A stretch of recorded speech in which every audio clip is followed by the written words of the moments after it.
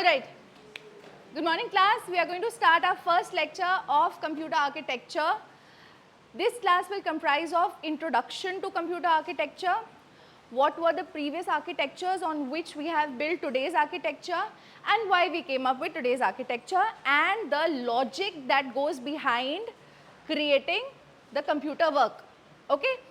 Move on to the first slide. We see over here, the first slide please. Slide. Okay, so we have bifurcation according to what it contains. So computer architecture की अगर हम बात करें, what is it?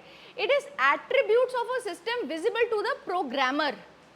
जो चीजें programmer को दिखती है, that is a part of my computer architecture. Having a direct impact on the logical execution of program. Program क्या होते हैं हमारे? Instructions होती है. ये इंस्ट्रक्शंस जब एग्जीक्यूट होती है तो कोई काम होता है हमारे कंप्यूटर में, है ना? All this together is a part of my computer architecture. Okay, you should know what is architecture, what is organization. Coming to architectural attributes. हमने इधर एट्रीब्यूट्स की बात की. क्या एट्रीब्यूट्स होते हैं? Instruction set. एक इंस्ट्रक्शन से काम नहीं होता ना. We need a set of instructions to execute, to perform a particular operation. अगर हम addition की ही बात कर ले, जो हमारा basic calculator था, that was the simplest program that was built, right? अगर हम addition की ही बात कर ले तो उसमें क्या क्या काम हो रहा है? हम सिर्फ add a plus भी नहीं करते ना. पहले fetch a, फिर fetch b, then add a and b and then store it in another variable called c and then display c. So these instructions together are called instruction set. ठीक है? अब ये instructions कैसे लिखी जाएगी, इसका भी आर्किटेक्चर होता है. कहाँ होती है ये instruction? मेमोरी में. कौन सी मेमोरी में होती है? ये सारी चीज़ें हम इस पर्टिकुलर कोर्स में पढ़ेंगे. ठीक है? Then come number of bits used to represent various data types. हमने अपनी लैंग्वेजेस में पढ़ा है ना, इंट के लिए कितनी बाइट्स होती है use? Okay, for our basic system 2 bytes. एक बाइट कितनी बिट की होती है? 8 bit. Okay, then coming to our input output mechanisms. कोई इनपुट डिवाइस होता है जिससे हम डेटा इनपुट करते हैं, जो प्रोसेस होता है according to our instruction set, and then we get an output. ठीक है? Coming to the next which is addressing. अगर हमें कोई भी डेटा फैच करना है, कोई भी डेटा यूज़ करना है, तो वो मेमोरी में कहाँ है उसके बारे में हमें कैसे पता चलेगा? उसके एड्रेस से. तो एड्रेसिंग कैसे हो रही है उसके बारे में भी हमें बताना पड़ता है. This is one of the major attribute of your computer architecture. Coming to organization. हमने आर्किटेक्चर की बात की, हमने पता लगा लिया कि आर्किटेक्चर में क्या क्या होता है. क्या होता है? इंस्ट्रक्शंस होती है, इनपुट आउटपुट होता है, ऑपरेंड्स ऑपरेटर्स होते हैं, उनका एड्रेस होता है. अब वो सारे मेमोरी में ऑर्गेनाइज करके हम कैसे उसको यूज़ कर रहे हैं, वो आ गया हमारा ऑर्गेनाइजेशनल एट्रीब्यूट्स में. क्या होते हैं हमारे पास? Hardware details transparent to the programmer. Hardware details हमें पता चलना चाहिए ना हमारा क्या हार्डवेयर इनबिल्ड है इसमें. Control signals, interfaces between the computer and the peripherals. Computer peripheral devices के साथ कैसे इंटरफेस कर रहा है. ठीक है? And memory technology used. Different memories are use ना. किस टाइप की मेमोरी आजकल आ रही है जो बहुत फास्ट होती है? SSD, solid state drive. Then comes my computer organization. Organizational units and their interconnections. ये ऑर्गेनाइजेशनल यूनिट्स क्या होते हैं? मेरी मेमोरी, मेरा अर्थमेटिक यूनिट, कंट्रोल यूनिट, मेरा इनपुट आउटपुट, और ये सारे कैसे कनेक्टेड है और इनमें कम्युनिकेशन कैसे हो रही है. ठीक है? अब अगर बात करें हमारे ये यूनिट्स की, तो उसमें सारी कंट्रोलिंग कौन सा यूनिट कर रहा है? CPU. ठीक है? CPU के अंदर कौन कर रहा है? हम पढ़ेंगे, कोई टेंशन नहीं. ठीक है? Moving on to the next slide. This comes an IBM system. Example है स्टडी अबाउट दिस। इसमें एक लाइन है जो मैं आप लोगों को बताना चाहती हूँ, new models are introduced with improve technology. Technology improvements are happening every time, updates आते हैं ना तुम्हें, right? But retain the same architecture. Architecture वही रहता है जो शुरुआत से बना हुआ है। क्यों? क्योंकि हमें पता है हमारे सारे कंपोनेंट्स अच्छे से कम्युनिकेट कर रहे हैं।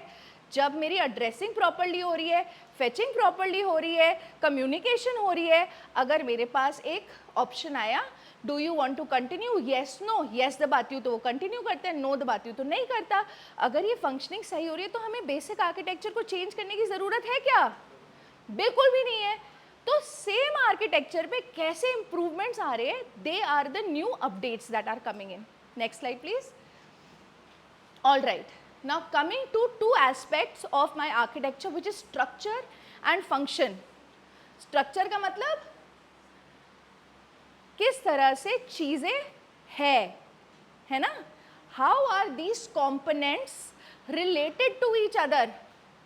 कुछ रीजन होगा ना कैसे वो रिलेट हुए, क्यों हुए, वो सारा मेरा स्ट्रक्चर बताता है, ठीक है? ढांचा है ये। फंक्शनैलिटीज का मतलब है कि ये इंडिविजुअल काम क्या कर रहे हैं। मैंने सीपीयू बताया, सीपीयू के अंदर मेरा क्या क्या होता है? कंट्रोल यूनिट और ALU, arithmetic and logical unit. अब ये दोनों चीजें सीपीयू में हैं, तो ये लोग क्या काम कर रहे हैं, है ना? और कब काम कर रहे हैं, ये सारी क्या होती है इसकी फंक्शनैलिटीज और स्ट्रक्चर का एस्पेक्ट। स्ट्रक्चर में हमें पता चल गया सीपीयू के अंदर ही है ये दोनों फंक्शंस, इनकी functionalities. We'll come to that in the next slides. Okay, functions में क्या है? Data processing. मेरे पास कुछ डेटा आया, फॉर एग्जाम्पल मैंने बोला I have to open an application called music player, ठीक है? ये मेरा इनपुट डेटा आया। अब डेटा प्रोसेसिंग क्या होगी? ओएस वो एप्लीकेशन को फेच करके उसको रन करेगा, है ना? एग्जीक्यूटेबल फाइल चलाएगा तो वो रन हुआ, तो क्या हुआ? मेरा डेटा प्रोसेस हुआ as per my requirement.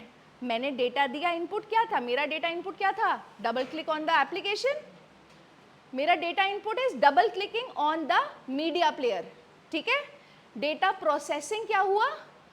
Media player OS ने फेच करके रन किया, ठीक है?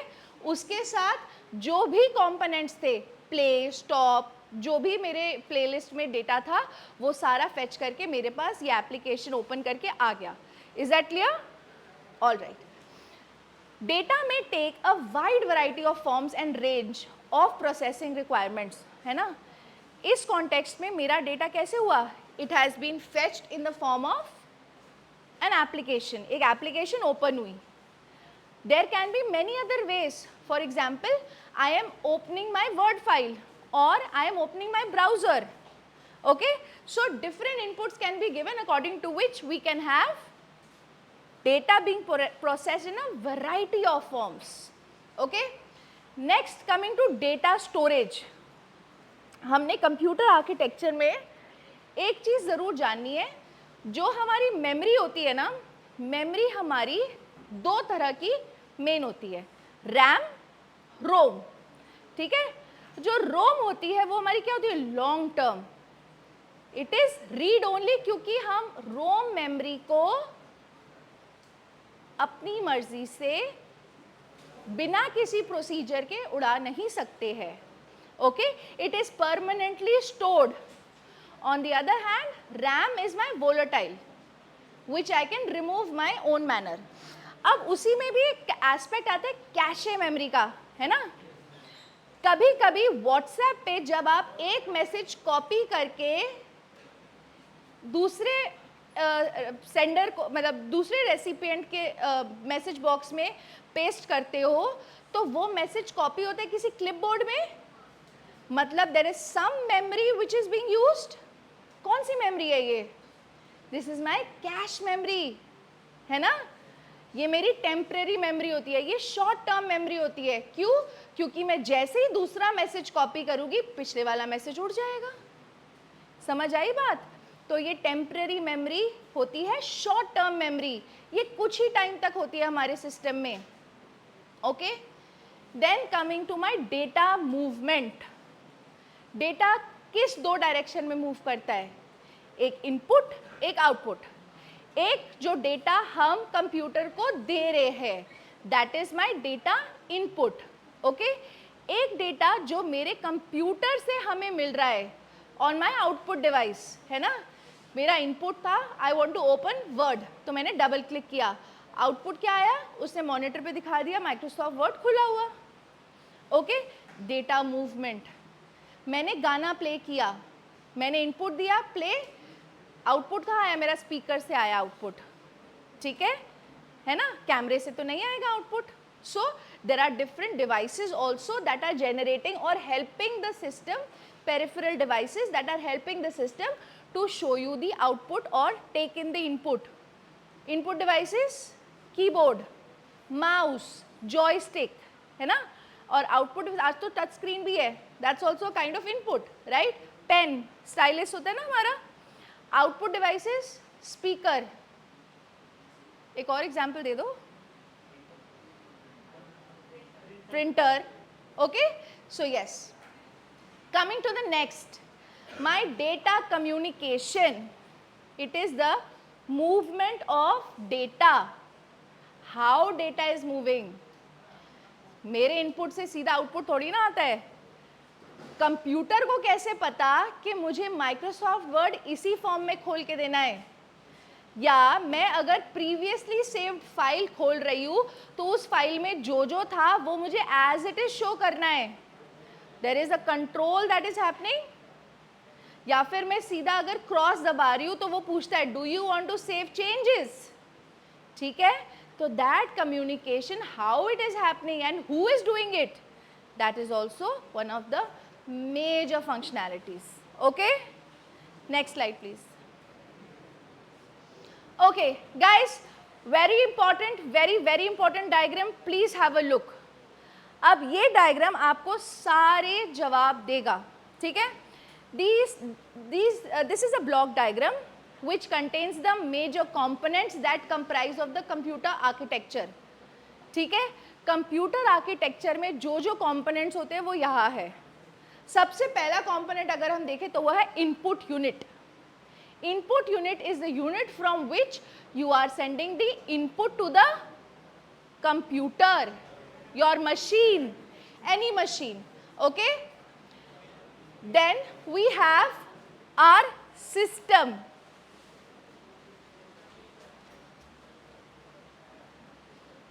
Then we have our system which comprises of two very important things. What is it? My processor and my memory. दो ही चीज़ें होती है ना। हम एक मशीन को किस चीज़ के लिए यूज़ करते हैं, या तो वो कोई काम करे या वो कुछ स्टोर करे। There is only two aspects to it, communication and storage.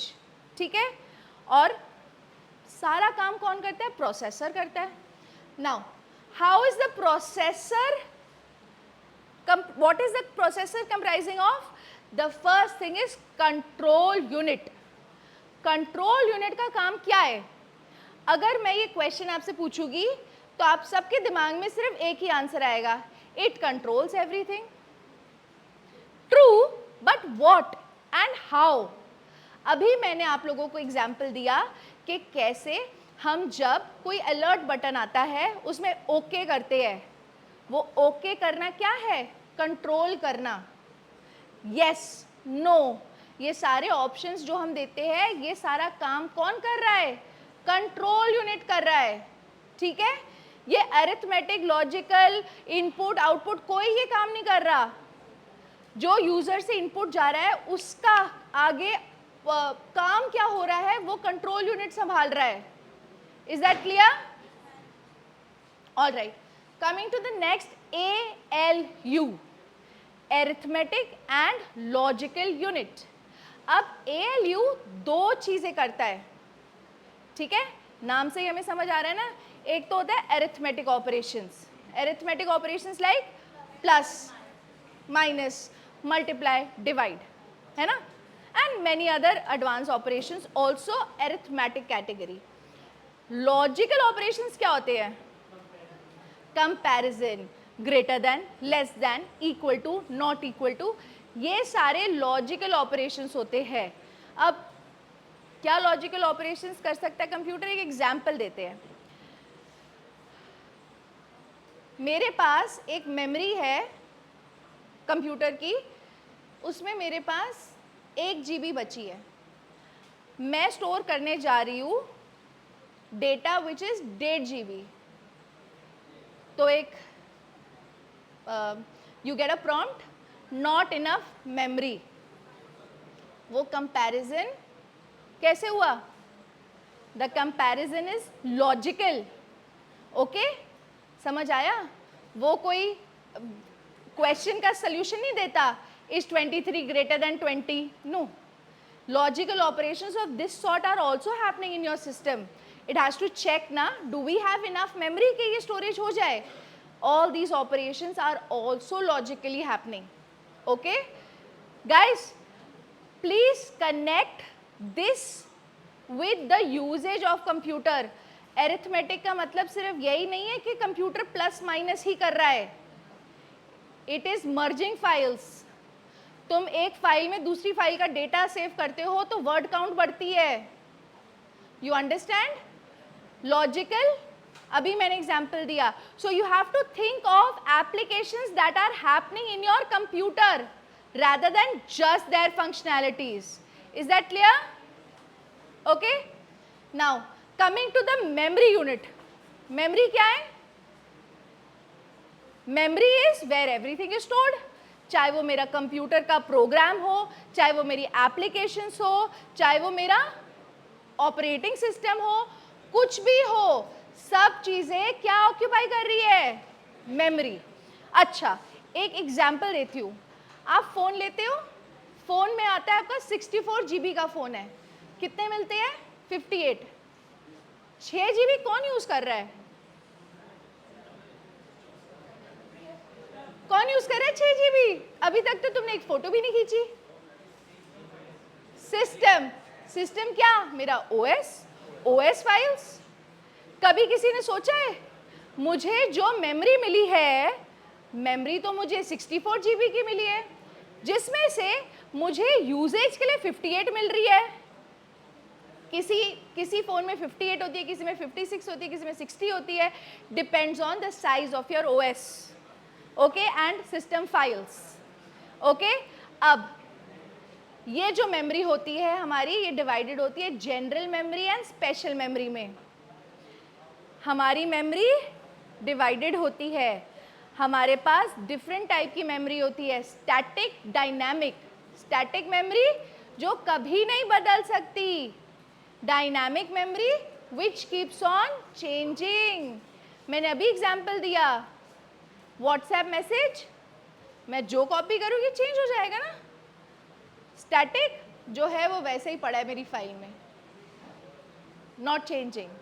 Okay, memory को हम डिटेल में आगे के यूनिट्स में पढ़ेंगे, ठीक है. But know that processor and memory are two very important aspects of my computer architecture. Is this clear? Sure. How many of you are Apple users? Okay, how many of you are Android users?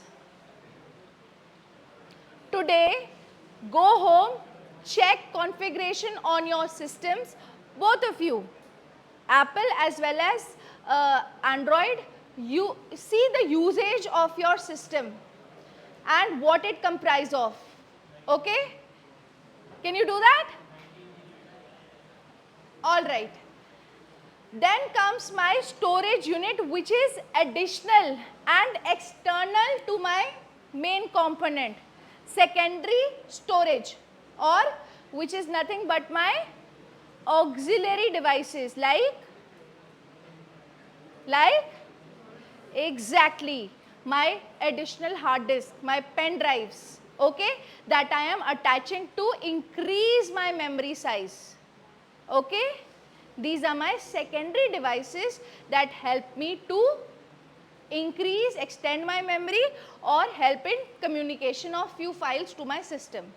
Is this clear? Input, I have an input, input computer में आया, वो कहीं computer में store हो गया, store होके अगर मैंने उसको यूज किया तो वो क्या हुआ, प्रोसेस हो गया. ठीक है, अब प्रोसेस हो गया, स्टोर हो गया, इनपुट हो गया, अब वो क्या होगा, आउटपुट. आउटपुट मतलब वो कंप्यूटर से नहीं निकलेगा, मतलब वो एक ऐसे फॉर्म में यूजर को दिखेगा जिस फॉर्म में उसको चाहिए. ठीक है, अगर मैं एक एप्लीकेशन ओपन कर रही हूँ तो वो एप्लीकेशन ओपन हो जाएगी, अगर मैं कोई काम कर रही हूँ या प्रिंट दे रही हूँ तो वो प्रिंट आउट निकल जाएगा. Okay, are we clear with this architecture guys? This is very important and it is the most basic block diagram of a computer.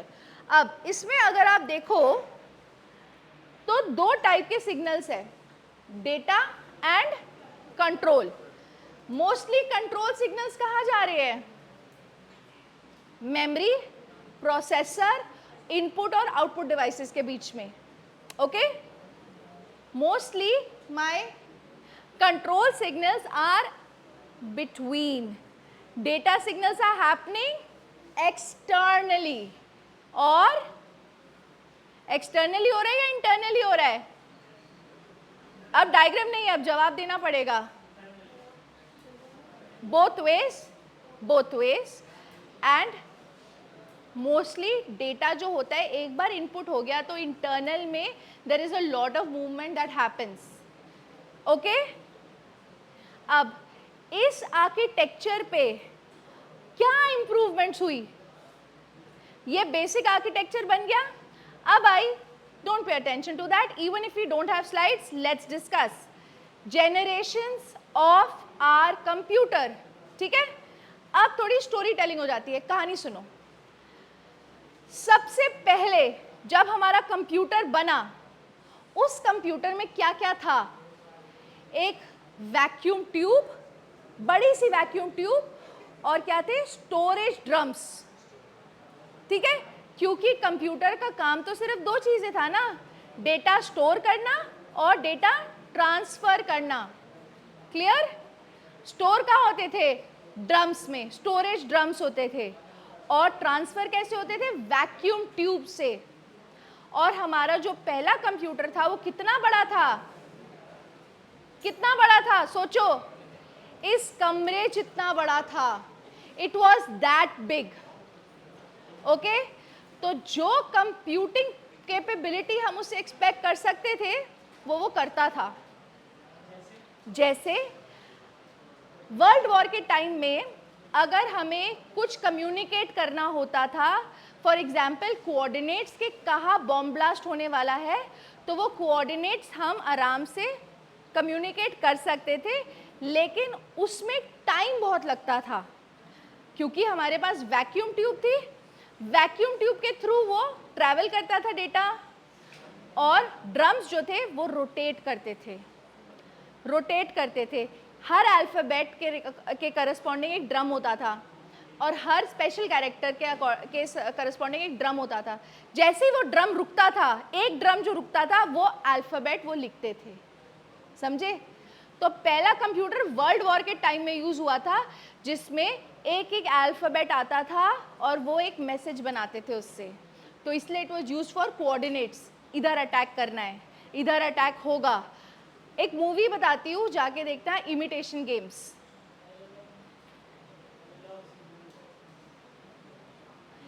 एक मूवी देखना, Alan Turing, who is the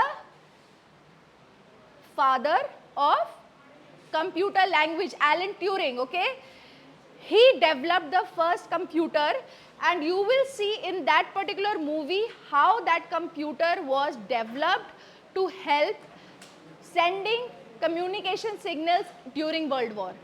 Okay, that was my first generation. अब इस generation का drawback बताओ मुझे. कुछ problem तो हुई होगी ना इस कंप्यूटर के साथ. क्या प्रॉब्लम थी? इतनी इतनी स्पेस लेता था ये कि इसको ट्रांसपोर्ट करने के लिए हमें इतने सारे ट्रक्स यूज होते थे।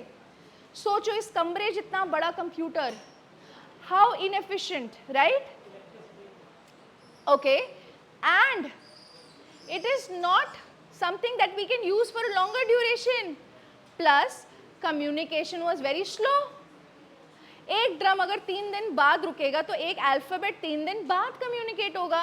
तो अगर मुझे हेलो भेजना है और हर अल्फाबेट को 3 दिन लग रहे हैं तो मुझे 15 दिन के बाद मिलेगा एक message hello. Okay, so huge size and very slow. अब हमने इन कैपेबिलिटीज को एनहांस किया और हमने बनाया सेकेंड जनरेशन। अब हमारे पास आ गए सेमीकंडक्टर्स, ट्रांजिस्टर्स, पता है आ गए। अब वो क्या करते थे, वो एक छोटी सी चिप में बहुत सारी प्रोसेसिंग कैपेबिलिटी रखते थे। तो जो सिस्टम इतना बड़ा था उसका साइज हो गया छोटा सा। ठीक है, हमने वो अपना कंप्यूटर देखा है जिसमें there was like a background also on the computer, it wasn't a slim screen. Okay, the IBM screen that we saw, yes, it was like a television. It was a big one but very small as compared to my first generation. Okay, this became more faster and it was compact. मगर अब हमें और capabilities चाहिए, हमें colour चाहिए, हमें और features डालनी है, हमें और इम्प्रूवमेंट्स करनी है। तो अब मेरा क्या आया, ट्रांजिस्टर्स के बाद मेरा आया integrated circuit. Very good. Integrated circuit क्या किया, उसने मेरे कंप्यूटर का साइज और छोटा कर दिया। आए मेरे लैपटॉप्स, है ना, उसमें क्या होता था, इंटीग्रेटेड चिप। इंटीग्रेटेड सर्किट में बहुत सारे ट्रांजिस्टर्स एक छोटी सी चिप में आ गए, तो मेरी कंप्यूटिंग पावर क्या हुई, बढ़ गई multifold. This was called large scale integration, LSI. मेरे जो थर्ड जनरेशन में था, there were large scale integrations that were happening. ठीक है, LSI systems became more robust. अब इसमें हमारी बड़ी सारी applications आने लगे, like games, हम गेम खेलने लग गए, है ना। Then हमने बोला कि अब हमें और improvement चाहिए, so came my very large scale integration. उसको और इम्प्रूव किया और मेरी अब वो जो इंटीग्रेटेड सर्किट की चिप थी वो क्या बन गई, माइक्रो प्रोसेसर। माइक्रो प्रोसेसर बन गया, अब मेरा कंप्यूटर और भी तेज हो गया। ठीक है, अब मैंने, I am a very what you से लालची human being, I want more technology advancement. तो अब मैंने क्या किया, उसमें मल्टीपल कोर्स डाल दिए, है ना, मेरे प्रोसेसर में मल्टीपल कोर्स आ गए, तो मेरी अल्ट्रा लार्ज स्केल इंटीग्रेशंस आ गई मेरी फोर्थ जनरेशन में। जो फोर्थ जनरेशन सिस्टम है वो हमारा तब से अब तक आ रहा है। Okay, it is an extension, we are in a fifth generation but that is an extension of our fourth generation computers. अब क्या फीचर्स आ गई है हमारे कंप्यूटर में, AR, augmented reality, virtual reality आई, फोर्थ से आती गई ना ये सारी चीजें, और अब इट्स ऑल ऑटोमेटेड, राइट। तुम्हारी ऑगमेंटेड रियलिटी क्या थी जब स्नैपचैट आया, याद है Snapchat, you are in a environment of your own and suddenly कोई और आके आपके कंधे पे बैठ जाता है और आप फोटो खींच लेते हो उसके साथ। A parrot comes and sit on your head, that is augmented reality. तुम रियलिटी को चेंज कर रहे हो। वर्चुअल रियलिटी वॉज जब तुम किसी parallel reality, it's not reality actually, it's a virtual environment where you are entering into it. Is that clear? These concepts came into the existing system, which is what we are using today. Hey Siri, is it going to rain today? Hey Siri, how long will it take me to reach Shahid Rajguru College?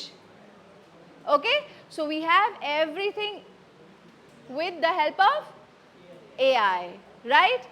Okay, coming to, let's move forward now. Forward. More forward.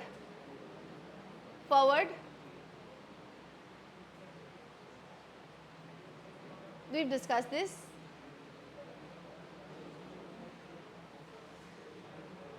Okay, come to my Moore's law. इससे पहली slide please. Okay, so Moore was a scientist who said that, shh, guys, a little bit of attention please. He observed कि जो number of transistors की हम बात कर रहे थे ना, जो सेकेंड जनरेशन से हम सिस्टम्स में इंटीग्रेट करते थे, वो एक चिप पे जब हम डालते हैं वो her with every generation it's increasing in double fashion. पहले हमारी आई लार्ज स्केल इंटीग्रेशन, फिर I very large scale integration, और फिर I ultra large scale integrations. Okay, so you should no this. Next slide please. Okay, हमें पता चल गया हमारे सिस्टम में क्या क्या चीजें हैं. We know the architecture. अब सिस्टम में चीजें स्टोर कैसे होती है, लॉजिक कैसे बनता है, और वो आउटपुट कैसे प्रोड्यूस करता है.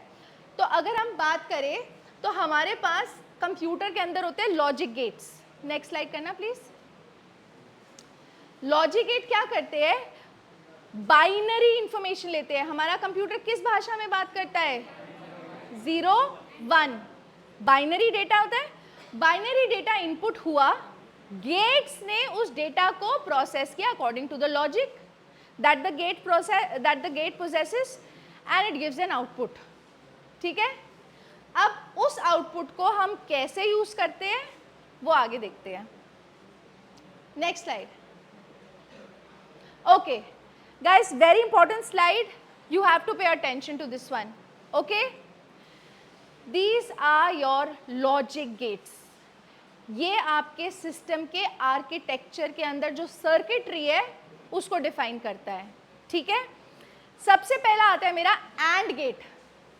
एंड गेट का फंक्शन क्या है कि जब मेरा दोनों इनपुट एक्टिव हो गए, मतलब मेरे दोनों इनपुट की वैल्यू 1 होगी, तभी वो आउटपुट जनरेट करेगा, नहीं तो वो कभी आउटपुट जनरेट नहीं करेगा.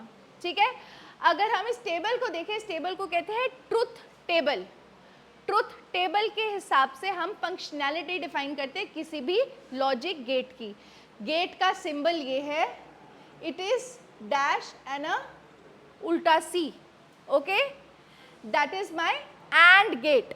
Okay, A and B are input to the AND gate and X is the output to the AND gate. Okay? Function क्या है? A dot B. X की वैल्यू है A dot B. और truth table के हिसाब से अगर हम देखें तो जब A की वैल्यू 0 है, B की वैल्यू 0 है, हमारी X की वैल्यू है 0.